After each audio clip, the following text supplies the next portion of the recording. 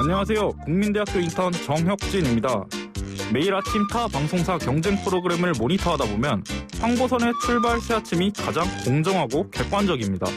청취율 조사 전화를 받으면 황보선의 출발 새아침을 듣고 있다고 말할 것 같습니다. 황출세는 안 됩니다. 네, 황보선의 출발 새아침 8시 청각 3부 시작합니다. 자, 코너 시작하기 전에요. 방금 전 행정안전부에서 요청해온 재난 방송입니다. 7시 55분에 요청해온 사항인데요. 코로나19 예방접종 전후의 이상 반응 관련해서 안내사항입니다.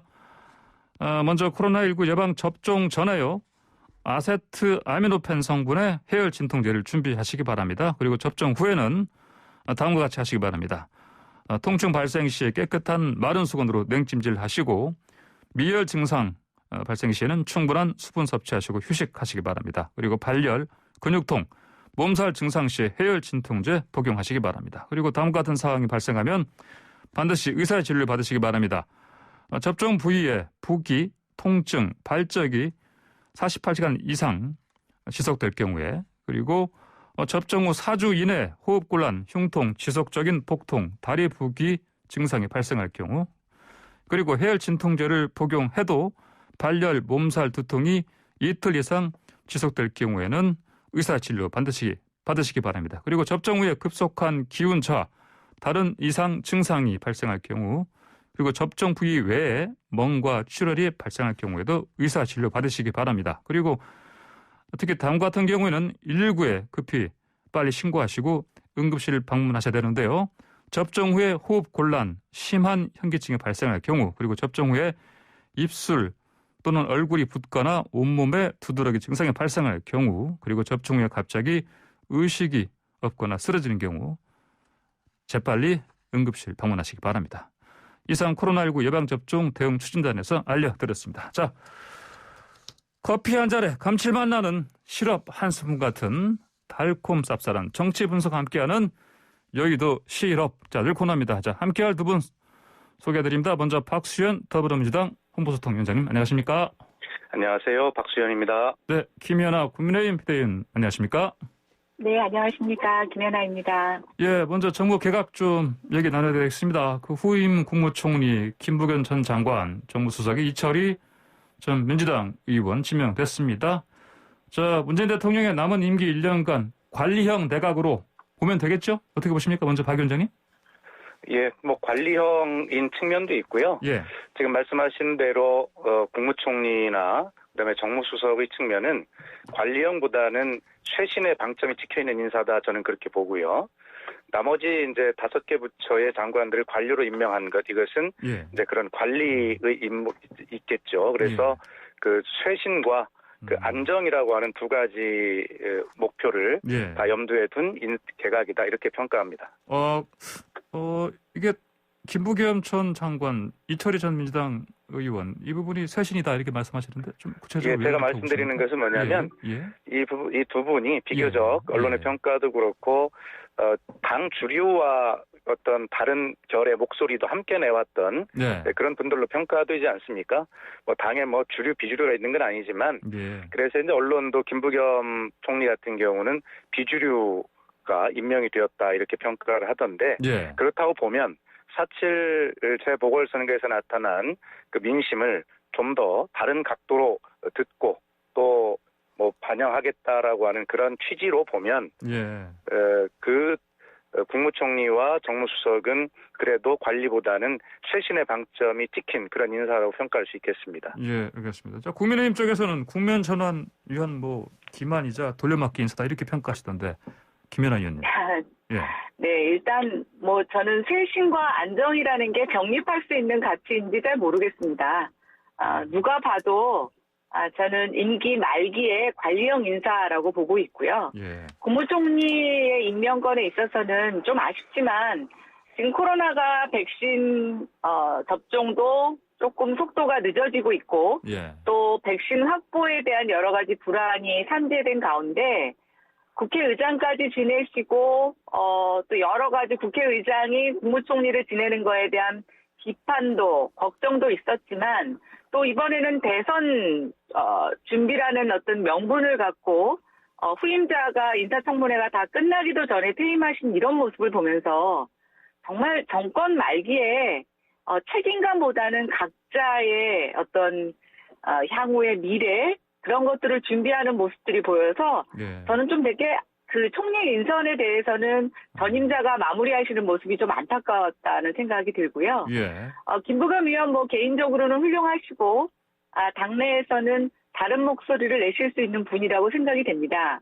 그러나 전임자가 지금 다 마무리하지 못하고 간 이 엄청난 산재들 또 국무총리실은 방역뿐만이 아니라 부동산 문제라든가 또는 가덕도 공항 등 여러 주요 이슈들에 있어서 예. 주도적인 또 조정자 역할을 해왔는데 과연 1년 정도 남은 임기 한해서 그것들을 원만하게 처리할 수 있을까? 저는 누구나 다 예측하듯이 그냥 관리하고 큰 문제가 일어나지 않을 정도로 그냥 수습하는 정도? 글쎄 수습도 될지 모르겠습니다만 예. 그냥 지켜보는 정도가 될 것 같아서 국민들의 입장에서는 뭔가 기대할 수 있는 개각은 아니었다 이런 생각이 듭니다. 그렇군요. 알겠습니다. 자, 방금 김인하 위원께서 말씀하신 것처럼 현 정부에서 총리의 역할이 기본적으로 큰 이슈들 방역, 부동산, 가덕, 신공항 같은 이런 이슈들의 조정자 역할 이거가 중요한 부분인데 그럼 김부겸 전 장관이 총리 되면요 이런 역할을 잘 못할 것 같습니까? 저는 이렇게 생각합니다. 곧 국회에서 대정부 질의가 예정되어 있습니다. 예. 의원들 입장에서는 국민들을 대신해서 국무총리에게 묻고 또 질타하고 싶은 내용도 굉장히 많을 거라고 생각이 됩니다. 예.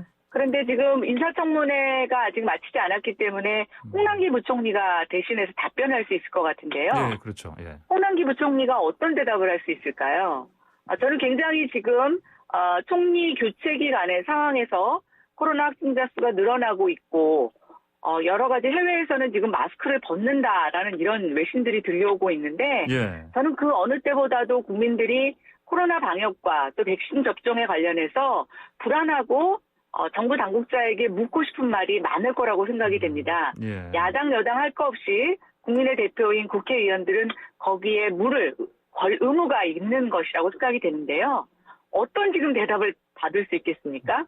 그리고 청문회 하는 동안 그럼 누가 나와서 지금 방역에 대해서 국민들에게 안심시켜 주시고 이런 것을 할 수 있겠나요? 저는 굉장히 좀 이것은 적절하지 않다고 보고 있고요.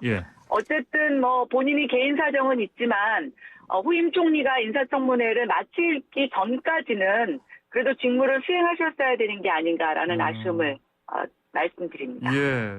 박수현 위원장님, 지금 김인하 위원의 그 비판이요. 그러니까 총리의 역할이라든지 사실 이게 보니까 무책임한 너무 빠른 퇴임 아니냐. 그리고 또 섣부른 또 지명 아니냐. 신임 총리 이런 비판하시는데 어떻게 보십니까? 예, 야당으로서는 그런 정도의 비판을 하실 수 있다고 생각을 합니다. 그런데 어쨌든 지금 김연아 위원님 말씀대로 코로나 백신의 공급 안정성에 대한 불확실성이 국제적인 환경이 그렇게 좀 불안한 요소가 늘어나고 있는 상황에서 어쨌든 야당도 철저하게 이런 어떤 국정에 대해서 함께 파트너라고 하는 생각을 가지고 협조를 좀 해주시기를 바라고요. 또 기왕에 그 보궐선거도 크게 이기신 정당인데 이런 측면에서 좀 너무 아무리 야당이지만 야박한 평가가 아닌가 하는 생각이 들고요. 그다음에 지금 다른 부분은 제가 말씀드리는 것보다 김연아 의원님께서 지금 코로나 위기 이런 것들을 말씀하셔서 좀 정리를 해보면 지금 다른 나라가 마스크를 벗는 상황이다라고 하는 것에 대해서 동의하지 않아요. 그리고 영국이나 이스라엘 예를 많이 드시는데요. 그런 나라들은 전부 회사도 못 가고 이런 어떤 락다운이라고 하는 그러한 통제, 봉쇄 속에서 있던 나라들입니다. 그래서 영국 총리가 미용실을 갔다. 그 다음에 야외에서 마스크를 좀 벗도록 했다. 이런 걸 가지고 이제 그 사람들은 완벽한 일상을 회복이 된 것처럼 말씀하시는데 전혀 그렇지 않고 우리는 일상적으로 해오던 그런 일을 이제 겨우 시작하고 있는 겁니다. 그래서 이런 것들을 마치 그 나라가 모든 것을 다 끝난 것처럼 우리는 왜 못하는 것처럼 그렇게 비교를 그런 식으로 하시면 이거는 의도적으로 국민들께 코로나 공포를 조성하기 위한 그러한 비교다. 내지는 내용을 잘 모르고 하시는 말씀이다. 이런 말씀을 드리고 싶고요. 지금 저희는 코로나 접종률이 야당에서 뭐 아프리카보다 낫다 이렇게 평가를 하시는데 좋습니다. 그러나 그런 것들에 대해서 저희가 책임지고 같은 할 일이고요. 결과가 안 좋으면 책임을 지는 거죠. 그리고 저희는 그 백신 수급의 상황이 불안한 속에서도 지금 2분기까지 마치기로 했던 1,200만 명분에 대한 이런 것들에 대해서 현재까지 전혀 차질이 없고요. 그다음에 속도도 이제 4월 15일에 이 접종센터도 그동안에 71군데에서 140여 개로 늘렸고 지금 4월 말까지는 지금 전국에 264군데 늘리지 않습니까? 그래서 이제 지난주에 일일 한 10만 명 접종하던 데에서 그렇기 때문에 일일 한 100만 명 단위로 접종이 급격하게 늘어날 겁니다. 그래서 이런 것들을 차곡차곡 하고 있으니까요. 그 야당이 아무리 이 코로나 백신 확보 때문에 여당을 흔들고 싶어도 이건 국민의 생명과 안전에 직결된 문제이기 때문에 이 문제는 내용을 정확하게 파악하고 말씀하셨으면 좋겠고 지금 어떤 국무총리와 장관이 교체기지만 야당에서 지금 김연아 의원님 걱정해 주시는 그러한 일들이 좀 줄어들도록 발생하지 않도록 저희도 최선을 다하지 않겠습니까? 그리고 야당도 잘 준비하셔서 뭐 정치인이 총리이던 시절에 와서 답변을 하면 정치 공방이 되겠지만 관료가 와서 답변하면 뭐 그렇게 정치인만큼 하겠습니까? 서로 실질적인 내용을 잘 답변을 들을 수 있는 좋은 기회도 될 것이다. 저는 그렇게 생각을 합니다. 예, 알겠습니다. 아까 박수현 위원장께서는 이철희 신임 정무수석 그 혁신, 쇄신 코드로 말씀하셨는데 김연아 위원님, 네네. 사실 정무수석 자리가 이게 보면 과거에는 뭐 야당과의 어떤 관계 개선이라든지 심지어 이런 말도 있었죠. 뭐 야당 뭐 민원 해결사 이런 얘기도 있을 정도 사실 그 매우 중요한 그 역할인데 야당과의 역할. 어떤 역할 주문하시겠습니까? 네, 그런 역할을 하셨어야 됐죠. 그런데 네. 여태까지의 청와대 정무수석은 사실은 국회에서의 거의 싸움닭 역할을 자처하셨던 게 아닌가. 모든 분란의 중심에 계셨고 예. 또 야당과의 협치보다는 야당과의 갈등 반복에 어떤 해결사 역할을 하지는 못했던 것 같습니다. 그런 측면에서 뭐 이번에 이철희 정무수석의 새로운 그 등장은 새로운 약간의 기대감을 주기는 하는데요. 네. 저는 이제 조금 늦었다 그런 생각이 들고 또 하나 좀 한계를 말씀을 드리자면 지금은 이제 재보궐선거의 어떤 결과로 인해서 국민들이 많은 야당이 힘을 실어주셨습니다. 근데 지금 또 하나 드러나고 있는 어떤 갈등이 뭐냐면 여당 내에서의 당청 갈등이라고 볼 수가 있습니다. 일종의 이제 새롭게 대선 레이스를 준비해야 되는 집권 여당과 또 이제 정권 말기를 향해 가는 청와대와 관계에 있어서 사실은 그 어느 때보다도 지금 한 목소리보다는 좀 서로 다른 목소리를 내고 있는데요. 신임 정무수석이 이제는 야당과의 관계뿐만이 아니라 여당 안에서도 다른 목소리를 내는 미래 권력과 지금 이제 현재 지는 권력 사이의 이 이해조정 관계를 잘 해나가야 되는데 글쎄요, 제가 이철희 의원 20대 국회에서 공수처나 선거법을 통과하는 과정 속에서 본인은 많은 노력을 하셨지만 어쩔 수 없는 상황에 있어서 본인이 보여주셨던 여러 가지 리더십의 한계, 또 목소리의 한계도 있어서 저는 뭐 기대 반, 우려 반 이런 입장을 설명드리고 싶습니다. 알겠습니다. 자, 변창흠 전 국토부 장관 사실 LH 사태로 경질된 거나 마찬가지인데 자, 후임의 기재부 출신이죠. 노형욱 그 국무조정실장입니다. 보니까 예산 전문가 아니겠습니까? 박수영 위원장님? 네. 왜 이런 분을 지명했을까요? 저는 아주 뭐 적합하다고 보고요.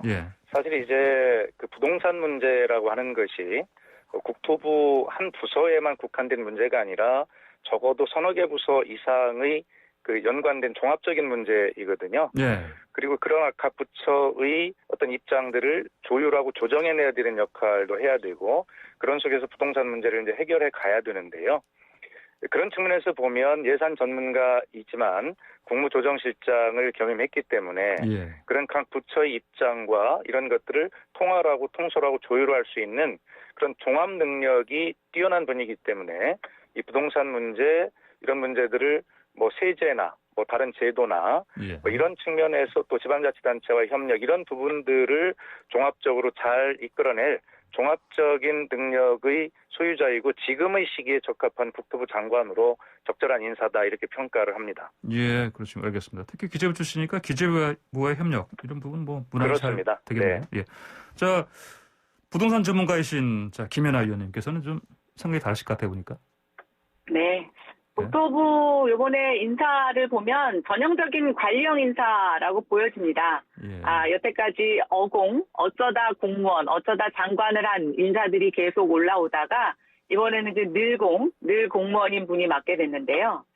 글쎄요, 이왕이면 국토부 안에서도 관리형 전문 고위 공무원들이 꽤 많이 있는데 이번에 왜 기재부 출신을 국토부 장관으로 임명했을까라고 보면 이제 여당의 입장과 청와대 입장을 생각해보면 LH 사태로 인한 국토부 내의 고위공무원들에 대한 불신 이런 것들이 가장 큰 영향을 미치지 않았나라는 생각을 해봅니다.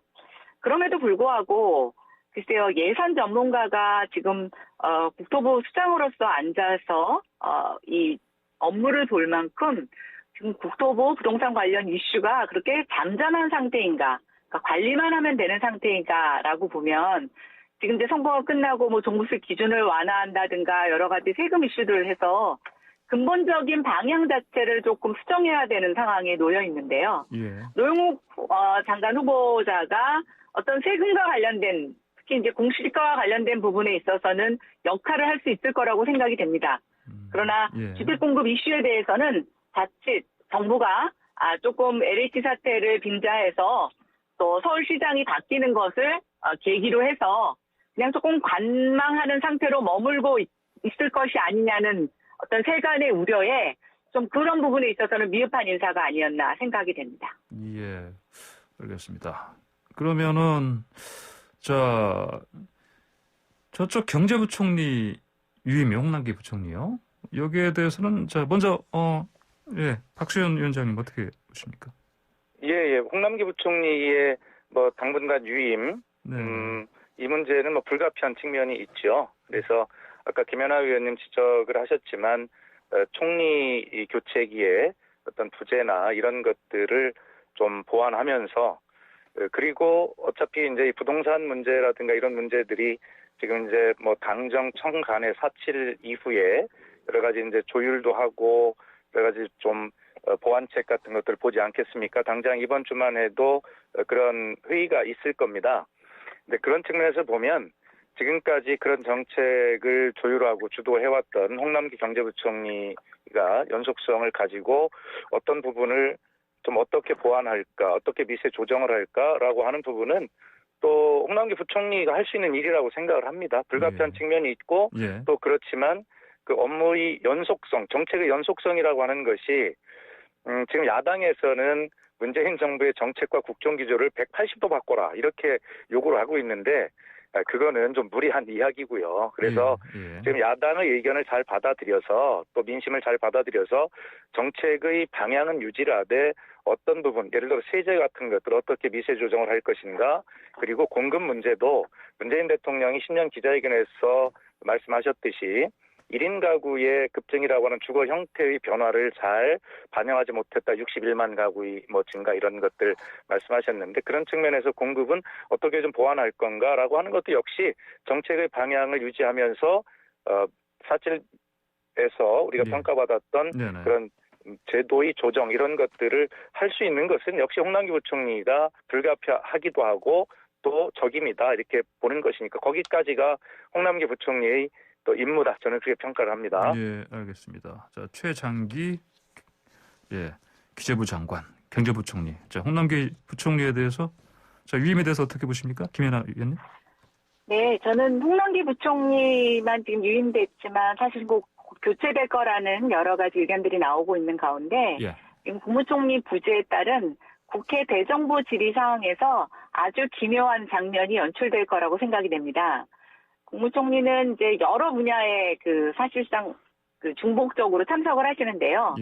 또 지금 경제 이슈도 있고 방역 이런 것들을 다 홍남기 부총리가 지금 답변을 해야 되는 상황인데 아마 홍남기 부총리가 대정부 질의상 앞에 나왔다가 다시 들어갔다 나오거나 아니면 그쪽 자리에서 본인의 어떤 직책을 바꿔 답변하는. 예. 글쎄요, 뭐 어찌 보면 굉장히 우리가 그동안 경험하지 못했던 대정부 질문상의 장면이라고 보고 있는데요. 예. 어느 뉴스를 보니까 당분간 홍남기 부총리의 일정이 하루 10개가 넘는다고 합니다. 네. 글쎄요, 기획재정부 경제부총리로서도 할 일이 되게 많은데 당분간 이 과도한 업무를 어떻게 해내실지 잘 해내시면 좋겠지만 기존에 하시던 것도 좀 소홀해지거나 빠지는 게 있지 않을까라는 걱정도 되면서 예. 글쎄요, 국민의 한 사람으로서는 빨리 이런 공백 기간이 조금 사라지고 새로운 인선들이 역할을 맡았으면 좋겠다라는 생각을 해봅니다. 알겠습니다. 자, 이재명 경기지사의 코로나 백신 별도 도입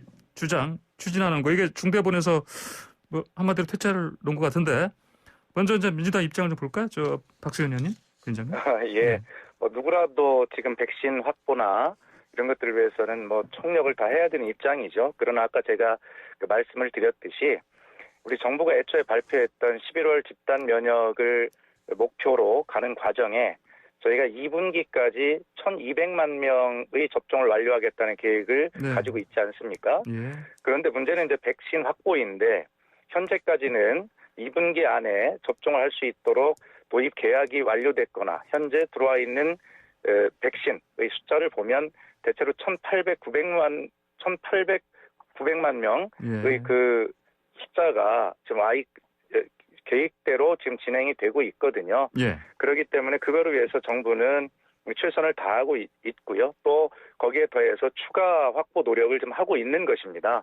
그렇기 때문에 이재명 지사나 모든 분들이 현재 국민의 건강과 안전을 위해서 다 노력을 보태주시는 건 고맙지만 현재는 그런 어떤 중대본의 또 정부의 그런 어떤 계획과 지금 차질 없는 수행, 아까 제가 말씀드렸듯이 5월부터는 한 1일 100만 명 정도 접종이 가능한 준비가 다 끝났다고 말씀드렸지 않습니까?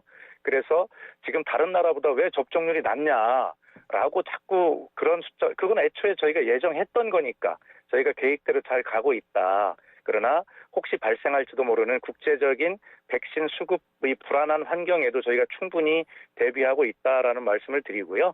이재명 지사도 그런 어떤 개인적인 역량이 있으면 그런 것들을 개인의 역량을 가지고 발휘하는 것보다는 중대본과 국가, 정부에 협조하는 그런 어떤 스탠스를 유지하면서 함께 도움을 주시는 것이 맞겠다 하는 생각은 듭니다. 예, 알겠습니다. 김연아 의원님. 저는 이재명 지사의 그 백신을 별도로 확보하겠다라는 발언을 보면서 두 가지 생각이 들었는데요. 첫 번째는 지금도 그런 정부가 다양한 백신 확보 노력이 있음에도 불구하고 제한적으로 해서 우리가 시도하지 않는 방법들이 있나? 라고 하는 의심을 사게 됐습니다. 그러나 좀 신속하게 중대본에서 이 입장을 정리하면서 좀 무마되기는 했지만 여전히 정부의 백신 확보 능력, 백신 확보 노력에 대한 의심이 들었다는 말씀 드리고 싶고요. 두 번째는 정말 여당 내에서 그 정권 말기에 아주 대표적인 현상들이 나타나고 있구나. 지금 정부가 이렇게 백신 확보에 어려움을 겪고 있는데 그 안에서도 자기 정치를 하는 이재명 지사의 모습을 보면서 정말 권력이 무상하다. 정권 말기에 정말 대통령이 외로우시겠다. 이런 생각이 들었습니다. 알겠습니다. 자, 그리고 이번에 그 신설된 청와대 방역기획관 자리 김호란 국민암센터 교수가 이제 임명된 건데, 자, 정치 방역을 주도했다 이렇게 주장하시네요. 야당에서는 김연아 의원님. 예, 일단 그 김호란 교수는 백신 확보 서두를 필요 없다라는 발언으로 해서 예. 국민들에게 지금 새로운 방역비서관으로 임명되는 것에 대한 의구심, 또 능력의 어떤 자질, 검증에 대해서 많은 회의를 갖게 하는 부분이 있는데요. 이 부분에 대해서는 별도의 본인 설명이나 청와대에서도 입장 설명이 필요하다고 생각이 됩니다.